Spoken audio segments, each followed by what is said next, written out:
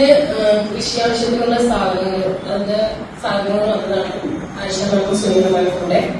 അപ്പോഴാണ് ഞാൻ എന്റെ മരുന്ന് ഇങ്ങനെ കാലുവേദന ഉണ്ട്, വെരിക്കോസ് വെയിൻ ഉണ്ട് എന്ന് പറഞ്ഞ് വെരിക്കോസ് വെയിനുള്ള മരുന്ന് അവര് പറഞ്ഞു തന്ന്. എന്നാലും വലിയ വിശ്വാസമൊന്നും ഇല്ലാണ്ട് വീട്ടിൽ വാങ്ങി വെച്ച് സുനിയമ്മ പിറ്റേ ദിവസം തന്നെ എന്നെ വിളിച്ച് കഴിച്ചോ ചോദിച്ച് ഞാൻ കഴിച്ചെന്ന് ഞാൻ കള്ളം പറഞ്ഞത്. പിറ്റേ ദിവസം ഹസ്ബൻഡാണ് പറഞ്ഞത് കഴിച്ചു തുടങ്ങിയപ്പോ മാറ്റം ഉണ്ടെങ്കിൽ നല്ല കാര്യമല്ലേ തുടങ്ങിക്കോ എന്ന്. ഞാൻ ശനിയാഴ്ച മരുന്നെടുത്തത് ഞായറാഴ്ച ഞാൻ കഴിച്ചു തുടങ്ങി.